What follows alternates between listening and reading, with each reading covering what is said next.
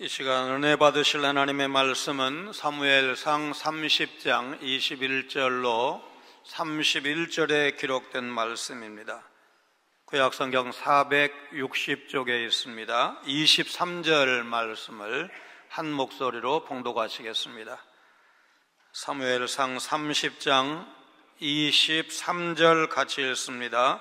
다윗이 이르되 나의 형제들아, 여호와께서 우리를 보호하시고 우리를 치러 온 그 군대를 우리 손에 넘기셨은즉 그가 우리에게 주신 것을 너희가 이같이 못하리라. 아멘. 다윗을 따르는 부하들이 시글락으로 돌아왔을 때 그곳은 아말렉 사람들의 침략으로 초토화된 상태였습니다. 처자식을 잃은 다윗의 부하들이 그 책임을 다윗에게 돌리면서 돌로 쳐 죽이려고 했습니다.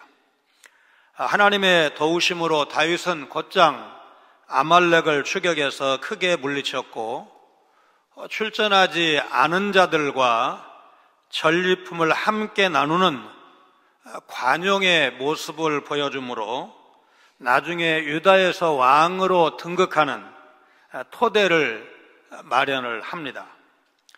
세상 사람들은 우리 사는 세상이 참 평등하지 않다, 그런 말을 많이 합니다. 특별히 빈부격차를 말할 때 이런 말을 많이 하고, 그러다 보니까 유전무죄, 무전유죄라는 말도 생겨났습니다. 미국 등 선진국은 유통기한 지나면 잉여 양곡을 바다에 버립니다.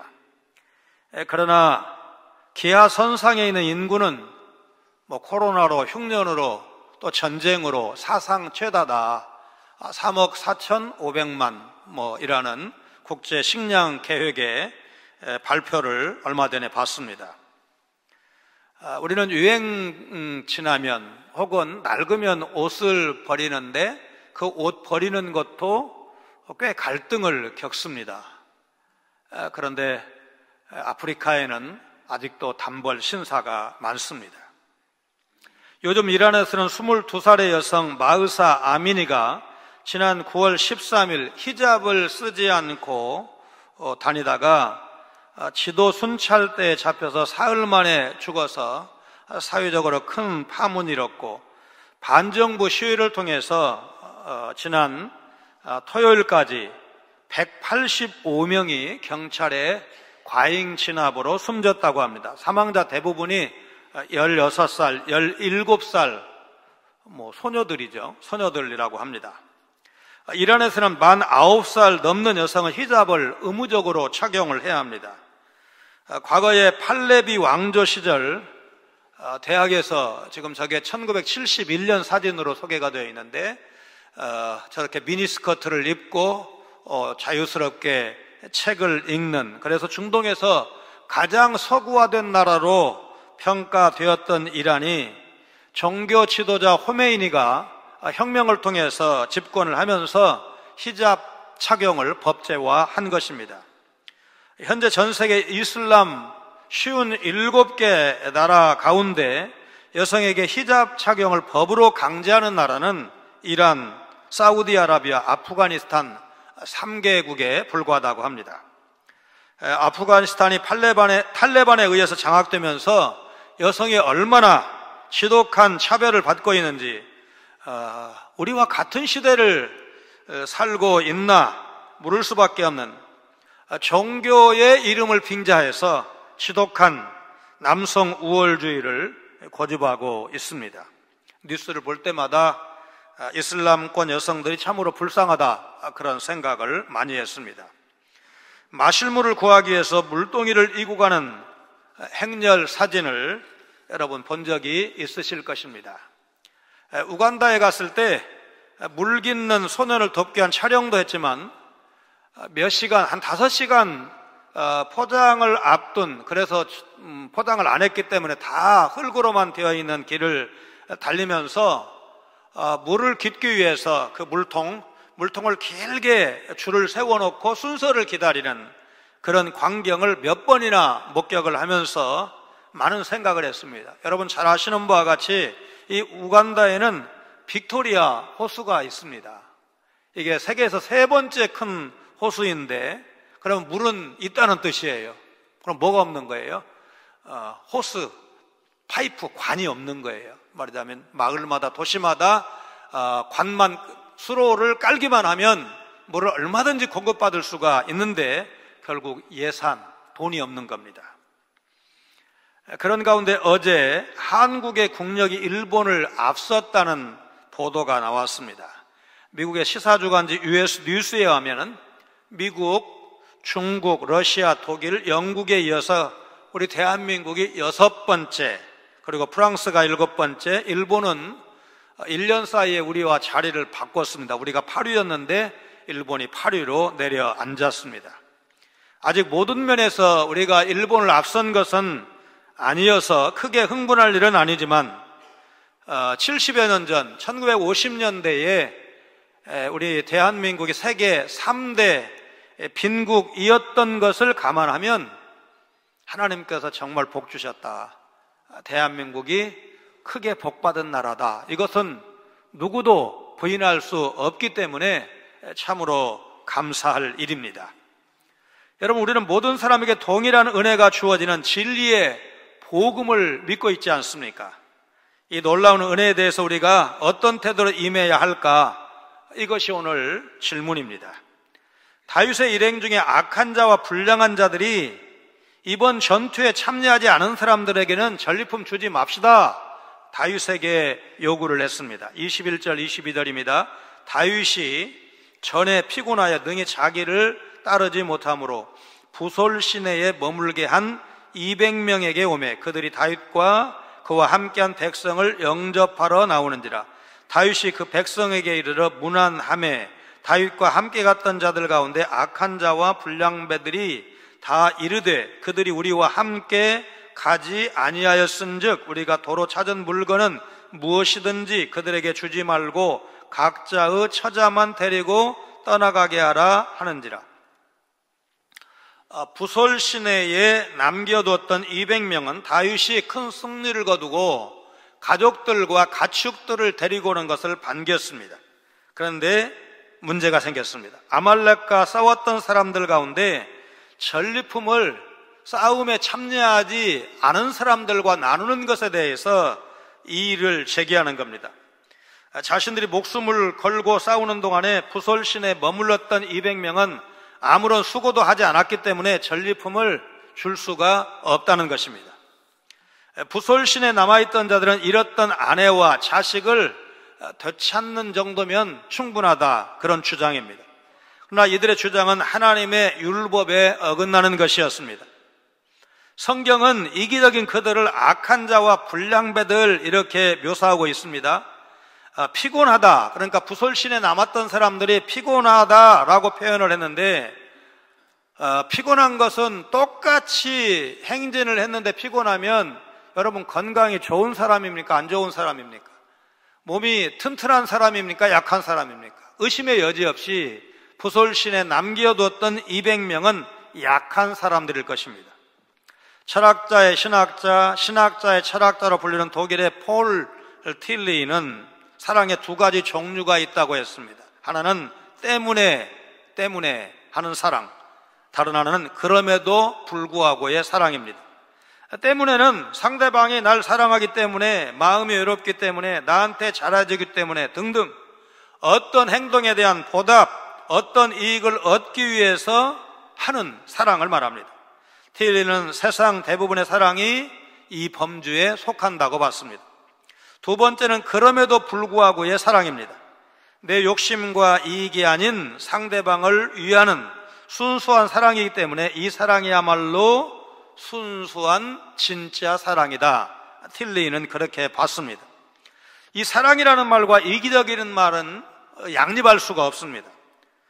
우리는 우리를 위해서 모든 것을 내어주신 예수님이 아니고서는 진정한 사랑을 말할 수가 없습니다. 사무엘상 22장 2절에 의하면 악한 자와 불량한 자들은 원래 환난을 겪고 빚진 상태로 떠돌다가 다윗의 휘하에 들어와서 다윗의 보호를 받으면서 살고 있던 자들인데 자기들의 비천한 출발을 잊고 망각하고 지금 다윗에게 그런 요구를 하고 있는 것입니다. 한마디로 십자가의 은혜를 망각하는 것입니다. 이처럼 자기 공로와 행위를 주장해서 보상 받으려는 자들은 그때나 지금이나 있습니다. 사회적 지위가 높거나 재물이 많은 자가 교회 안에 들어오면 좀 알아주기를 원하는 그런 사람들 없지 않아 있습니다. 헌금이나 기여를 많이 하면 발언권을 더 갖고 싶은 유혹을 느낄 수도 있습니다. 그런데 사도 바울은 갈라디아서 1장 8절에서 이런 일에 대해서 경고했는데, 흔히 말하는 공로주의, 다른 복음을 전하면 이것은 십자가 은혜를 망각한 것이기에 저주를 받을 일이라고 아주 심각하게 경고하고 있습니다. 자기 행위에 대한 보상을 요구하는 것은 복음이 아니라 세상적인 원리입니다. 십자가 은혜로 세워진 교회는 이 세상의 원리를 넘어설 수 있어야 합니다. 예수 그리스도의 십자가는 의로 보상받으려는 자를 정죄합니다. 오늘 교회가 세상 속에 있다는 것 부인할 수 없습니다. 그러나 물질 만능주의, 세속화, 세상 풍조가 무분별하게 교회 안에 들어오는 것을 우리는 막아야 합니다. 그래야 좋은 교회로 끝까지 남을 수가 있습니다. 다윗은 전쟁에 참여하지 않은 자들에게도 같은 몫을 나누라고 명령했습니다. 왜냐하면 하나님께서 승리하게 하셨고 하나님께서 주신 전리품이기 때문입니다. 23절로 25절입니다. 다윗이 이르되 나의 형제들아, 여호와께서 우리를 보호하시고 우리를 치러 온 그 군대를 우리 손에 넘기셨은즉 그가 우리에게 주신 것을 너희가 이같이 못하리라. 이 일에 누가 너희에게 듣겠느냐? 전장에 내려갔던 자의 분깃이나 소유물 곁에 머물렀던 자의 분깃이 동일할지니 같이 분배할 것이니라 하고, 그날부터 다윗이 이것으로 이스라엘의 율례와 규례를 삼았더니 오늘까지 이르니라. 위기는 격렬하게 싸우는 전투에서가 아니라 승리의 열매를 배분하는 과정에서 찾아왔습니다. 죽음을 각오하고 전쟁을 치른 군인들은 노고의 많고 적음을 따져서 그에 따른 보상을 받았지만 다윗은 전리품을 똑같이 나누라고 명령을 했습니다. 사울이 다스리는 나라는 사무엘상 8장에서 이미 우리가 살펴본 바와 같이 공을 세운 신하들에게 포도원, 감람원에서 난 제일 좋은 것을 나눠주고 왕의 종이 되게 하는 것입니다. 그러나 다윗이 다스리는 나라, 다윗이 추구하는 나라는 사랑과 나눔이 원리로 작동하는 그런 나라를 다윗은 바라보고 있습니다. 다윗은 전리품을 나누지 말자는 일부 주장을 배격했습니다. 그런 전쟁의 승리가 하나님께서 주신 것임을 확실히 믿고 있었기에 전리품에 대한 권리 역시 하나님께 있다고 믿었던 것입니다. 전리품은 전쟁에 참여한 사람들의 소유도 아니고 무리가 듣기 좋은 말로 20절에서 다윗의 전리품이라고 표현을 했는데 그것도 아니라는 것입니다. 다윗은 하나님이 주신 하나님의 전리품이라고 믿었고, 그래서 하나님의 방법, 곧 하나님의 율법대로 전리품을 처리하겠다는 것입니다. 다윗과 이 일부 부하들의 말하자면 차이는 전쟁의 승리가 어디에서 왔는지에 대한 시각 차이에서 그 원인을 찾을 수가 있습니다. 다윗은 모든 것이 하나님의 은혜라고 여겼습니다. 군인들은 우리에게 집중을 했다면 다윗은 하나님을 집중했습니다. 군인들은 대가를 생각했다면 다윗은 은혜를 생각을 했습니다. 이 장면은 예수님께서 하신 포도원 품꾼의 비유, 아침 일찍 온 사람이나 마지막 1시간 일 종료 마감 1시간 전에 온 사람이나 동일하게 한 데나리온의 품삯을 받는 비유를 떠올리게 합니다. 하나님 나라는 하나님의 은혜의 관점에서 해석되어야지 세상적인 기준으로는 해석이 되지 않습니다. 그렇게 하나님의 기준, 하나님의 은혜로 해석을 할 때 세상 법칙이 아닌 하나님을 따라, 하나님 원리를 따라 사는 것이 가능한 것입니다. 전리품 분배에 관한 다윗의 태도를 통해서 그의 신앙이 정말 하나님 중심적이구나 하는 사실을 우리가 알게 됩니다. 하나님 중심, 말씀 중심, 교회 중심이라는 오래된 표현은 구호로 끝나지 않아야 합니다. 우리 삶의 현장에서 이 말씀은 실천되어져야 합니다. 그에 반해서 전리품을 나누지 말자고 주장했던 사람들은 자신들의 힘으로 싸운 것이고 자신들의 힘으로 이겼다고 여기고 스스로 그 공로를 차지하라는 교만하고 이기적인 수준을 벗어나지 못했던 것입니다. 우리가 할 일을 하다 보면 어떤 업적을 이루어서 사람들로부터 박수를 받을 때가 있습니다. 그럴 때 당연하다고 여기고 그 공로를 내 것으로 취하면 안 됩니다. 우리는 모든 것은 하나님이 하셨습니다. 모든 것은 주님의 은혜입니다. 그렇게 고백을 하면서 하나님께 마땅히 영광을 돌려야 합니다. 후일에 다윗이 하나님이 거하실 성전 건축헌금을 이제 드리는데 자원에서 드리고 심히 기뻐하면서 고백했던 말씀을 우리가 가슴에 담아야 합니다. 역대상 29장 12절로 14절에 기록된 말씀, 가히 다윗의 신앙 고백이라고 할 만합니다. 우리 같이 읽습니다.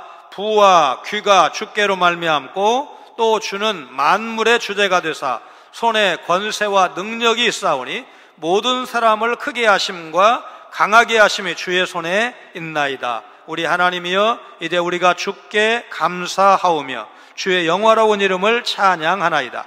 나와 내 백성이 무엇이기에 이처럼 즐거운 마음으로 드릴 힘이 있었나이까? 모든 것이 주께로 말미암아사오니 우리가 주의 손에서 받은 것으로 주께 드렸을 뿐이니이다. 이때 드렸던 다윗의 건축 헌금을 요즘 돈으로 환산하면 얼마나 거액인지를 설교한 적이 있습니다. 그렇게 큰 돈을 헌금하고도 이거 내 거 아닙니다. 주님이 주신 것 주님께 드렸을 뿐입니다. 여러분, 이렇게 말할 수 있는 것은 믿음이 없이는 할 수 없는 고백입니다.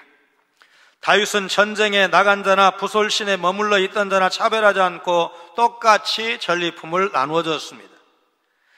민수기 31장 27절이 그 근거인데, 그 얻은 물건을 반분하여 그 절반은 전쟁에 나갔던 군인들에게 주고 절반은 회중에게 주고, 하나님께서 모세에게 명령하신 그대로 다윗이 실천한 것입니다.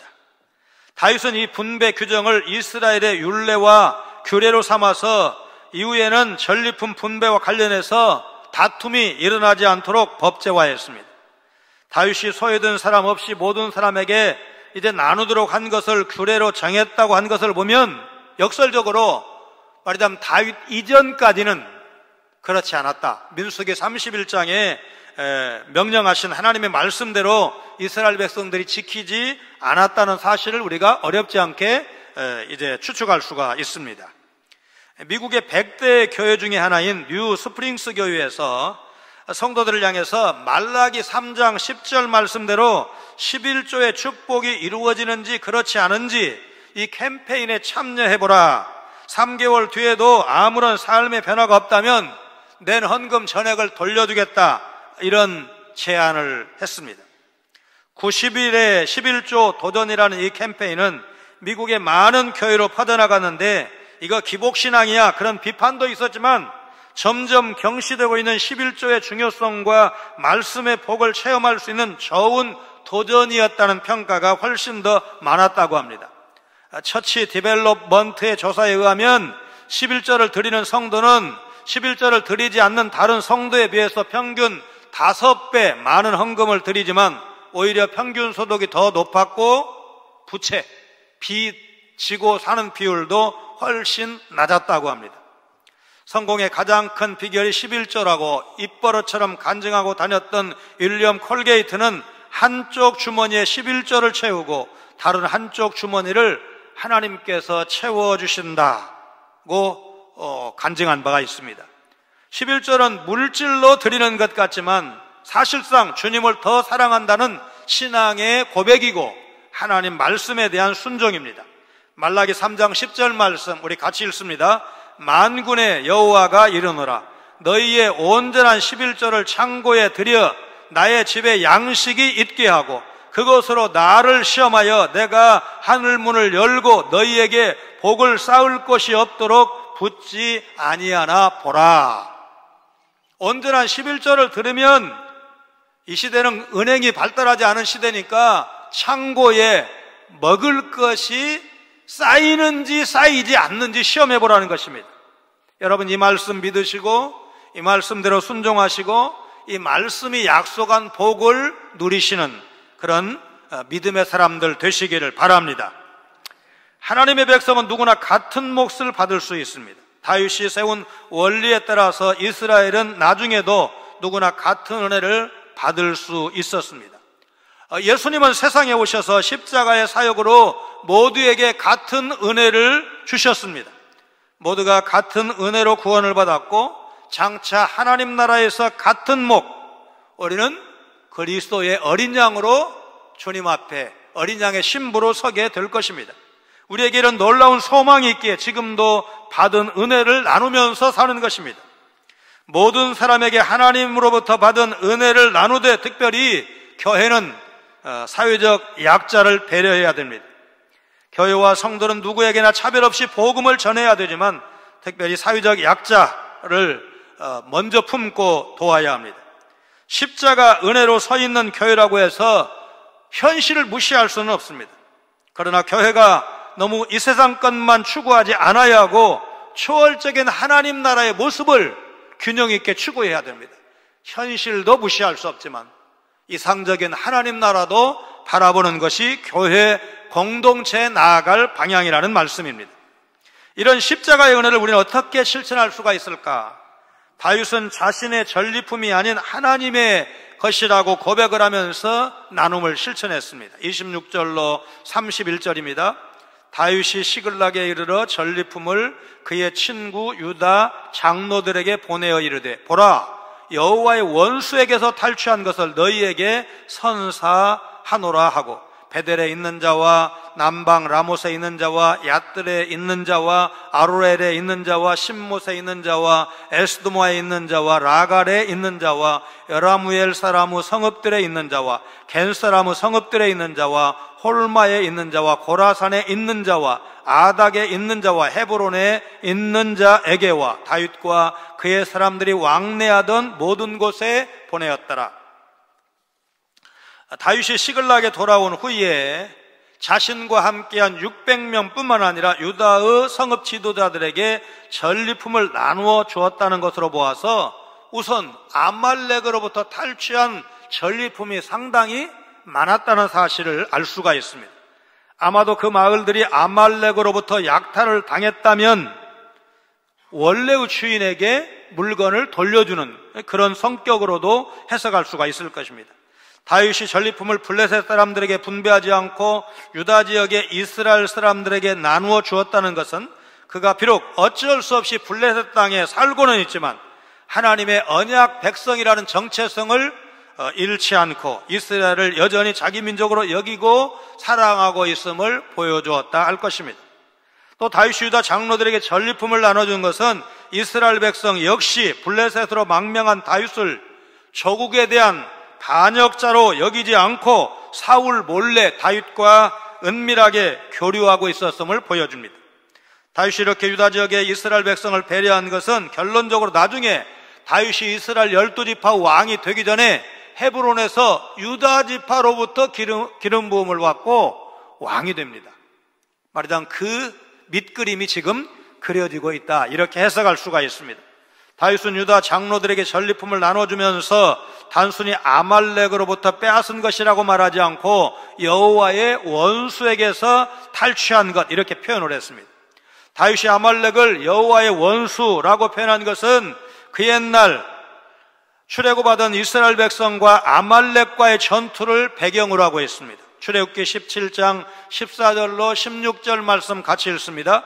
여호와께서 모세에게 이르시되 이것을 책에 기록하여 기념하게 하고 여호수아의 귀에 외워 들리라. 내가 아말렉을 없이하여 천하에서 기억도 못하게 하리라. 모세가 제단을 쌓고 그 이름을 여호와 니시라 하고 이르되 여호와께서 맹세하시기를 여호와가 아말렉과 더불어 대대로 싸우리라 하셨다 하였더라. 다윗이 전리품을 유다 장로들에게 보낼 때 그들을 친구라고 부를 정도로 친분이 있었고, 다윗에게 피난처를 제공했거나 평소에도 왕래가 있었던 13개 성읍의 지도자들을 여기 다 말씀하고 있습니다. 자, 그렇다고 전리품을 보낸 다윗의 행동이 개인적인 관계만을 유지하기 위한 것인가? 물론 부인할 수는 없겠지만 하나님이 전리품을 주신 것이고, 그러므로 하나님의 백성인 우리 동족과 나눠야 한다는 그런 믿음의 표현이라고 할 것입니다.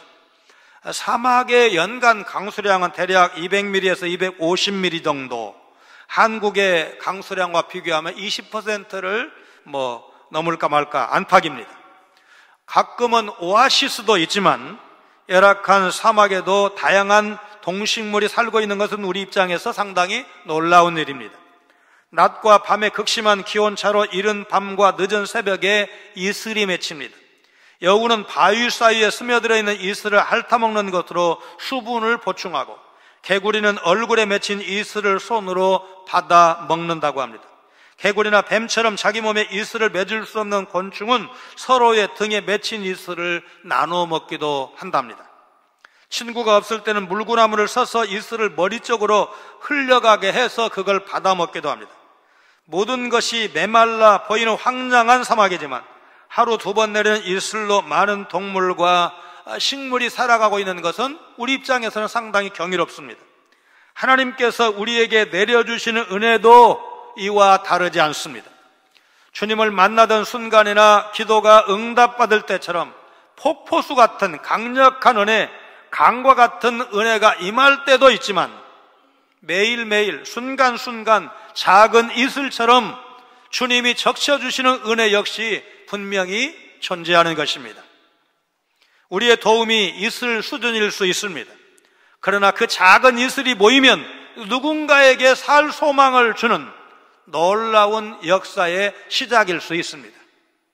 연탄 한 장으로는 겨울을 날 수가 없습니다. 김치 한 포기 가지고 겨울을 지날 수는 없습니다. 그런데 그 연탄 한 장, 김치 한 포기가 우리 사는 세상을 살맛나는 세상으로 만들어갈 좋은 소재가, 씨앗이 된다는 사실은 부인할 수가 없습니다. 여호와의 원수에게서 탈취했다는 것은 이 승리가 하나님께서 주신 선물이라는 뜻입니다. 하나님의 공급하시는 힘으로 승리했기에 그분이 주신 것이라고 다윗은 고백한 것입니다. 다윗이 소요 없이 분배했을 뿐만 아니라 여러 지역으로 전리품을 보내서 하나님이 주신 것을 골고루 다른 사람과 나누는 삶을 실천했다는 사실을 우리가 기억해야 합니다. 한국교회 신뢰가 계속해서 추락하고 있다는 조사 결과를 우리가 외면할 수 없습니다. 그래서 오늘 한국교회와 성도는 자신의 것으로 나누고 섬기는 삶을 힘써야 합니다. 우리는 예수께서 자신을 내어주신 십자가의 사랑과 은혜를 받은 자입니다. 우리가 받은 것을 자신의 것으로 주장할 권리가 없다는 뜻입니다. 우리가 가진 것은 이 세상에서 잠시 관리하고 누릴 수 있는 그저 청지기적 사명을 감당할 뿐입니다. 거저 받았기 때문에 거저 나눠야 합니다. 이것이 십자가의 은혜를 받은 자의 면모이고 그 은혜를 받은 자의 합당한 삶이라 할 것입니다. 모든 사람을 위한 십자가의 은혜를 모든 사람에게 나누는 일, 지금까지도 우리 교회가 해왔지만 앞으로도 계속해서 감당해 내야 합니다. 여러분, 자신이 섬기는 왕이 누구인지 확실히 고백할 수 있어야 합니다. 교회는 십자가의 은혜로 세워졌습니다. 예수 그리스도의 섬김의 본을 통해서 재물에 대한 소유권, 시간에 대한 소유권, 건강에 대한 소유권이 하나님께 있다는 사실을 우리가 인정해야 됩니다. 자기 공로로 보상받으려 하는 다윗의 부하들의 이 태도는 십자가의 은혜를 망각한 것이기 때문에 배격해야 되고, 모든 사람에게 내가 가진 것, 나도 넉넉하지 못하지만 그러나 나보다 더 힘든 사람 외면할 수 없다는 것, 누군가는 앞장서 나가서 싸워야 되고 이래야 되지만 그럴 수 없는 연약한 사람이 우리 속에 있다는 것을 오늘 다윗은 보여주고 있는 것입니다.